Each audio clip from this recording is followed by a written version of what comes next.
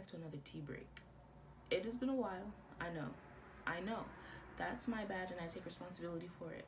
But life in 2021 has been doing a lot of shenanigans, a lot of tomfoolery, running amok.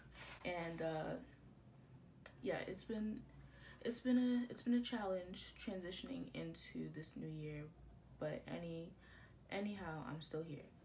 And that's the great thing about it. So basically, just wanted to do a little, I don't know, a little catching up in what's going on in my life. So I finally, for the first time, have a MacBook. Low-key, I'm gonna call it a downgrade because one, we're not gonna play Android users. Now that I have a lot of my digital appliances are now Apple products, I'm not gonna disrespect Android users. You're not gonna hear it from me because Android is by far ahead of the things that you get in Apple products. I got an iPhone and I was like, this is how y'all were living. I've been living like this for years and y'all are just getting here like with your I've been here, but I needed it. I needed a little change in pace of what my devices do and what my devices do come with by default. And so I did need a little bit of change of pace, and so I'm giving Apple a good college try.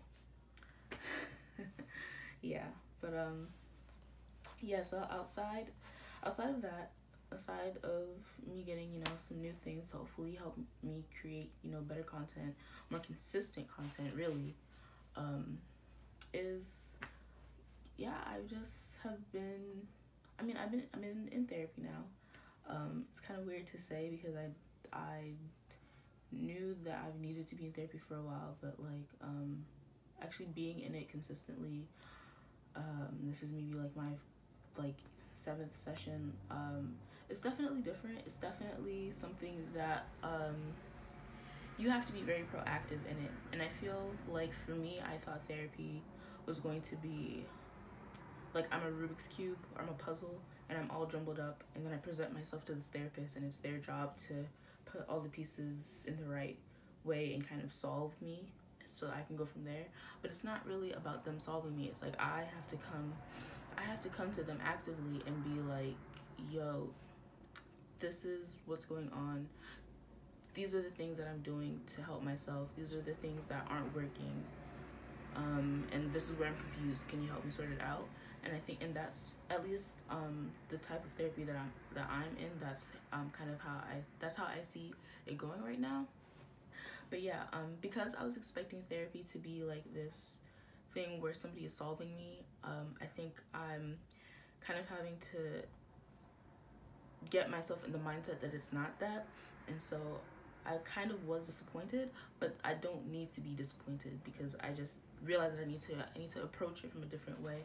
And I also need to take a lot of accountability in my life. I need to actively be present in my life and say, yo, this is the change. These are the changes that I'm trying to make. Let's make them, you know? So therapy is good. Definitely a long-term, slow process, and I want things to be done quickly and immediately, and I have to recognize that it's not that, and I have to not beat myself up for not, you know, being quick, for it not being like this instantaneous thing. I have to recognize that, and I have to accept that. So yeah, so that's definitely one thing. Ooh, look who has tea today. Let me not drink from the tea bag. So then the other thing that I really wanted to talk about, that's just kind of been on my mind, I've been thinking about like soulmates and what does that mean. You know, different people can tell you different things, different principles on it. I know that this one creator that I follow on Instagram, Man, he a while back was talking about soulmates and how people, I think he doesn't feel like he has a specific soulmate. There are many soulmates or something like he doesn't have soulmates at all. But regardless, because I'm misremembering, and of course I don't remember where I saw the post to go dig for it again. But the point that I got from it and what I resonated with is that I think there are multiple soulmates in a lifetime.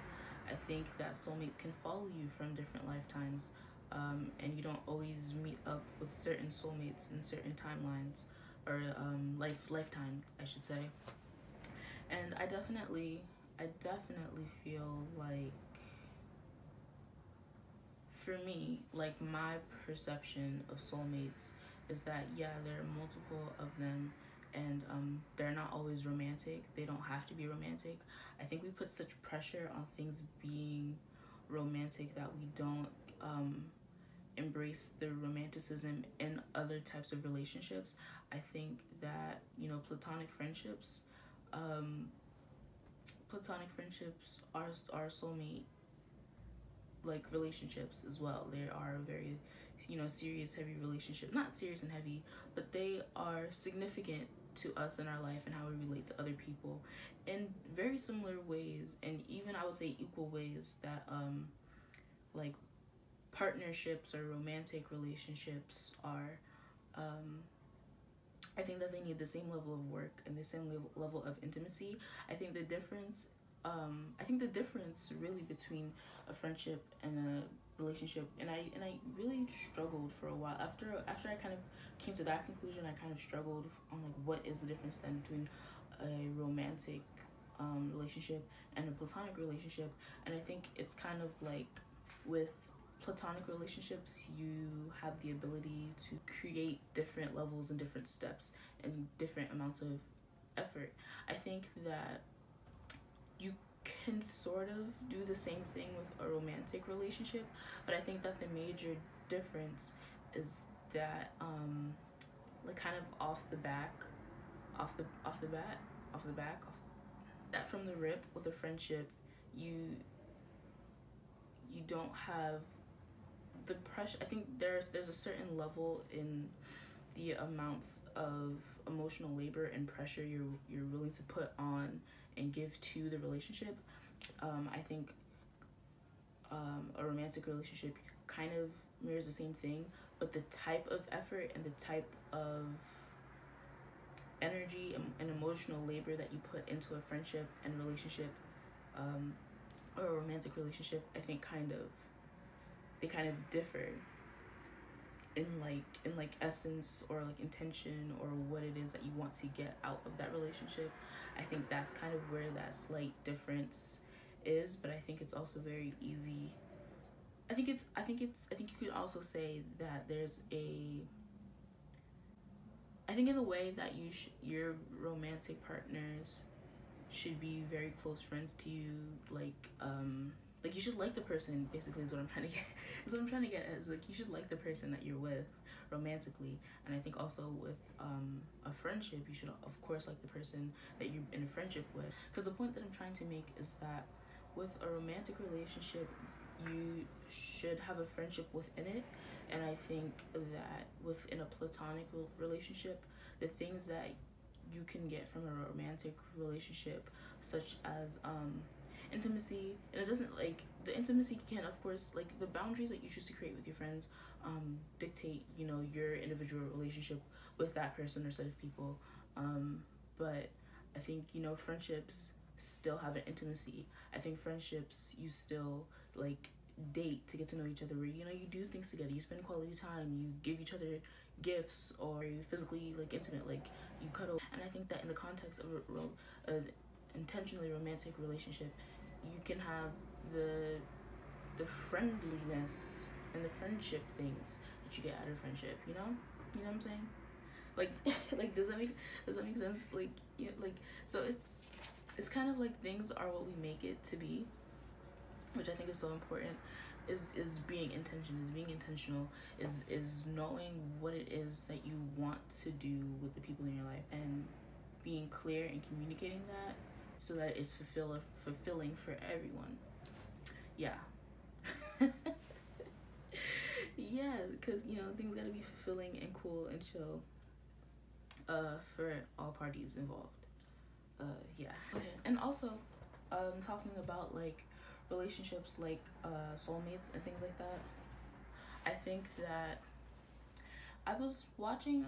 I came across this YouTuber that I really like because I've been getting into spirituality and things like that. And she calls herself an internet psychic, and so I'll refer to her as such. And yeah, this internet psychic named Mystic Rain, she made a video about like 2021 predictions, and I was like, okay, I like just from watching her videos, you know, I've come to trust just her, I don't know, psychic divinations and things like that. I trust the content that she makes, and I think it's very important if you are on like the spiritual journey, that you find people that specifically resonate with you. I know it's very easy to find all these resources, all these Twitter posts and TikToks and YouTubes and things like that. You know, like it's very easy to just get like just consume many different resources, but I think that's also opening up your energy to all of these different resources, and I think that in a sense can leave you depleted and can leave you like confused and like not knowing like what to make of all the information. So I think it's really important to find those types of resources that resonate with you specifically and sort of narrow it down and kind of only listen to those voices or vibes, so that you're not like overwhelming yourself and you're protecting your energy. So that being said, I really like her content personally. She had a video about 2021 predictions, and in there she was talking about soulmates and twin flames and what the difference is. I'm trying to remember how much she goes into detail on it, but I'm just saying that to say that y'all should check it out, because one point that she was making is that a twin flame and soulmate are two different things.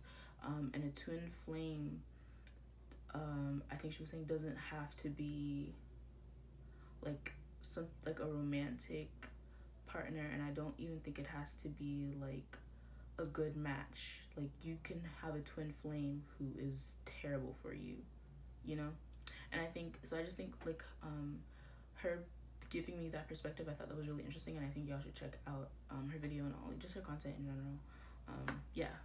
And also with that, and knowing that twin flames, like somebody can match you and not be good for you, I think that it's very important to understand how people fit into your life and how people, I don't want to say how people serve you in your life, because I don't think that relationships are just about what people bring to you. It's also what you give to them. It's also this mutual equivalent exchange. So I think that it's really important to like think about how people fit into your life and flow within your daily, you know, your progress in life or whatever.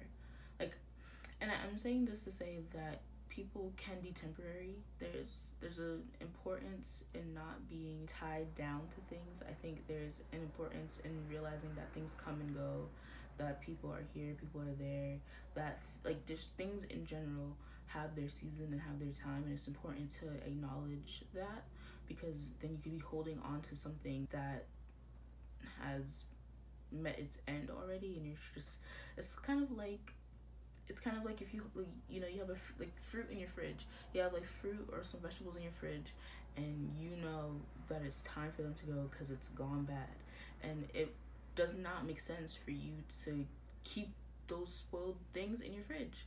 You gotta get rid of it. You've got to let it go. But also, it's important to realize when something is worth being held on to, and holding on to it, but allowing it to change, allowing it to metamorph. I think in realizing that things have its season. I know for me that, because when I came across this philosophy or whatever you want to call it, and I tried to apply it to my life, to me I took it as everything has its season.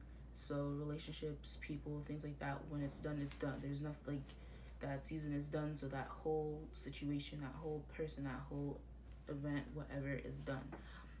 And I'm learning now, and I'm seeing now that a season being done doesn't mean you have to get rid of it all. It means that you have to allow it to metamorph into its next stage.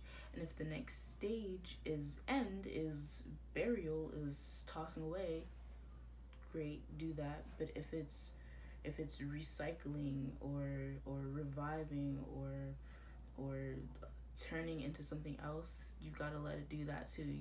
You know, be open to every possibility. And I don't know, like, maybe it's like I have certain air placements, and I think that air placements can be a little flighty. Like, we'll be ready to dip in an instant, like, out of there, like, not interested, just ready to go. I'm looking at Aquariuses.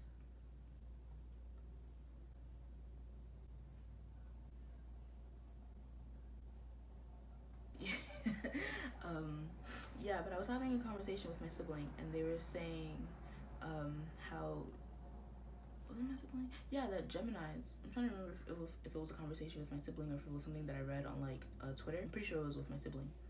And we were just talking about like different placements and how they relate to like ourselves and then like, you know, people in our lives or whatever. And we were talking about how Gemini placements, when they're ready to go, they will leave without you, with or without you. If a Gemini is done, is ready to go, they're gone. And I have hella Gemini placements, and I didn't realize that. And I didn't realize that that's what Geminis are, because I personally dislike flightiness. Like a getting up and leaving abruptly type thing is so like uncomfortable. I don't know. It's like just stick through it. Like figure it out. Like don't run from. It's like I feel like sometimes it's like a running from, as opposed to like recognizing that something is done and it's time to move on. But now I kind of get it, and I recognize it in myself also. Let me tell you, I'm a ghoster. I'm a ghoster. I will never text you again. I don't mean to do it, but if it's not within like my like present vision, I don't see it. There's nothing going on in the periphery. It's like if it's not here, if it's out here, it's just very often, and I think that's because I'm constantly moving. I'm constantly on to the next thing, and so things that were here are no longer here. They kind of get lost to the periphery. Yeah, so because I can get kind of ghosty, or if my feelings are too hurt, because you know I got me some water placements. So when my feelings are hurt, and I will let you know, that my feelings are hurt. If we're not playing the games, you will know that my feelings are hurt. Actually, but you will, because I have the earth placements that are like masculine. Ooh, that was so loud. Let me compose myself. It's this tea. It's the caffeine in the tea. You know, when it's like time for me to move on to the next, I move on to the next. And I often don't think about the people that I'm leaving behind. If they were really trying to keep up with me, they would keep up with me. Like, they clearly don't want to come with me, so I'm not gonna sit here and wait for somebody. I'm not gonna beg for somebody. I'm not gonna do anything for like anybody to be here with me, because if they wanted to be with me, they would. I realize now that that means that I'm not always patient with people, and I can be very patient with people on like on a surface level. Like if I'm trying to help you with something, if I'm trying to explain something to you, if I'm tutoring you, because I used to be a literature tutor, English tutor. If I recognize you need help and I have the resources and the ability to help you, I will be very patient with you, very calm with you, in a very like real world, person to person, present moment situation. But sort of in like a long-term relationship, you know, type situation, I can be very short with people because I'm expecting you to be where I'm at. And it's not because I'm on some pedestal. I'm not like way up here in the clouds trying to get you to come up here. It's like I'm thinking like I'm down in the dirt. I'm thinking like I'm all the way down here, and like there's no way that I'm all the way down here and you're not where I'm at, like where like I'm at, like with how I think about the world. I'm thinking like I'm so slow, I'm not that smart, whatever. And because I don't acknowledge myself, and I don't acknowledge where I'm at, because I don't acknowledge that I'm at a certain place because of all the work that I did, and I don't give myself that credit, then I don't give other people the chance to get there. You know, I should have the patience for them to meet me where I'm at, and I should also be putting in the energy. I should also be putting in the intention of helping them along, or reaching my hand out, meeting them halfway, seeing where they are also at, and not just expecting them to go along on my pace, on my journey, but to have them in my life mean that we are on the journey together. And so all that to say that it's important to know who to be vulnerable with, who is worth it in your life to take along with you on the ride, and to not just take along with you on your own ride, but to create a whole journey, a whole adventure with like a party of people, be that one other person in your party, or like 25, you know, a whole commune of people. Who are you willing to be open and vulnerable with and expose yourself to, and who's going to mutually expose himself to you, who's going to carry that same energy with you. And some people, it's very obvious that they are not worth that energy. It's like maybe it's obvious, but you still kind of delude yourself. Maybe you miss it, and to everyone else it's obvious, but to a certain degree, like you kind of know who needs to be in your life and who doesn't need to be in your life. And you know, I'll speak for myself. I tend to have a sense of like, and I've been really leaning into it recently, because for me it's really important that I start to build like a family in like a chosen family sense, and like, you know, being like queer, I can't rely on my family in the way that I'd want to, and chosen family is so important to me. It's like I crave nothing else but to know that the people around me in my life are my family, because I chose them to be my family, and they also chose me. But yeah, it's like you know when people are meant to be that for you, and maybe they are only meant to be that for you for a certain amount of time. So I mean, that's what I got for my tea break right now. Thank you for sticking with me to the end. I'm just so happy that I remembered to have tea this time. I hope your transition into 2021 is doing okay. Tell me in the comments how your transition into 2021 has been, and tell me also in the comments, how do you feel about soulmates? I want to know y'all's perspective. Do you think that people have just one specific soulmate in their life? Will you always cross paths with your soulmate, or will there be a soulmate that you miss in one lifetime or another, you know? Something like that. So you let me know what y'all are thinking down in the comments. Check out my other videos. Hope you stay for a while, but until next time, peace.